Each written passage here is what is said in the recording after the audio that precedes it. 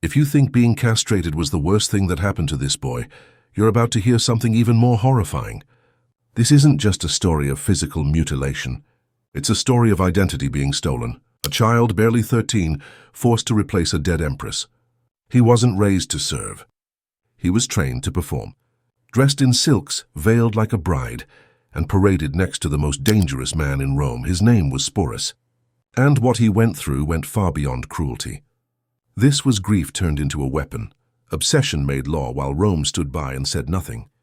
This is the twisted true story of the boy Nero called his wife, and the real price of surviving the emperor's love. If you're drawn to dark history, to stories buried in the shadows of the past, hit subscribe and leave a like on this video. This channel is here to uncover the tragic, the disturbing, and the forgotten. Your support helps keep these voices alive.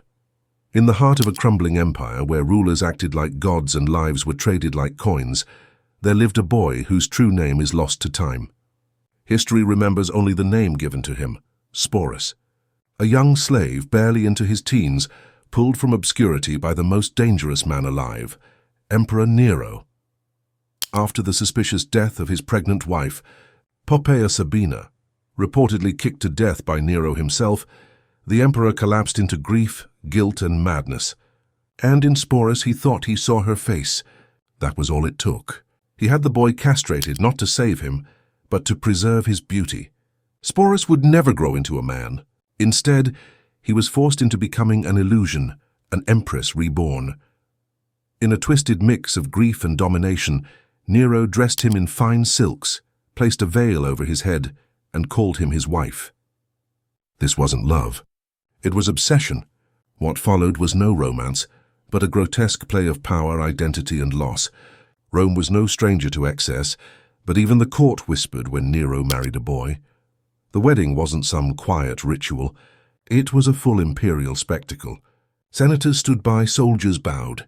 Nero slipped a ring onto Sprus's finger and called him Sabina. He paraded him through the streets as his empress, at banquets, in temples, even at state ceremonies. The empire whispered. Some laughed. Some trembled. But no one dared defy Nero, not when fire, poison, or forced suicide was the price of rebellion. To the public, Sprous was a disturbing curiosity.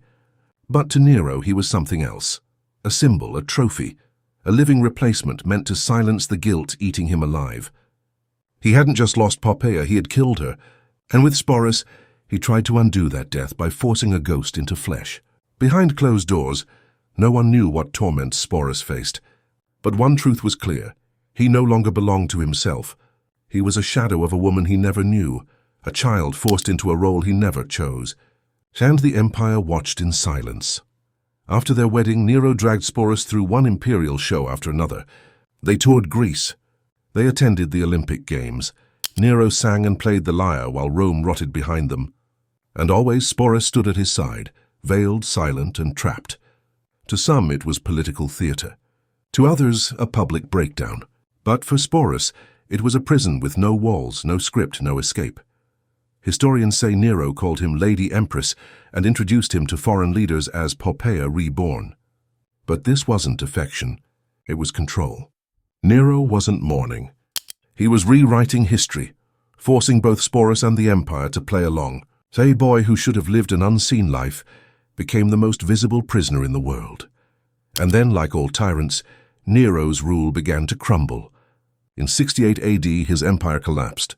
Fearing assassination, Nero took his own life, declaring, "What an artist dies in me." But Sprus's nightmare didn't end there. It only changed shape. The next ruler, Otho, took Sprous for himself, claiming that if Nero had him as a wife, then he would too. After Otho came Vitellius, another short-lived emperor who carried on the same pattern. Sprous became imperial property, passed between Rome's elite like a cursed relic.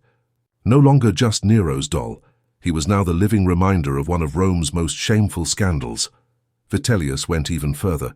He planned to publicly humiliate Sprous by forcing him to act out the role of a mythological rape victim in the arena, dressed as a bride, only to be violated in front of thousands.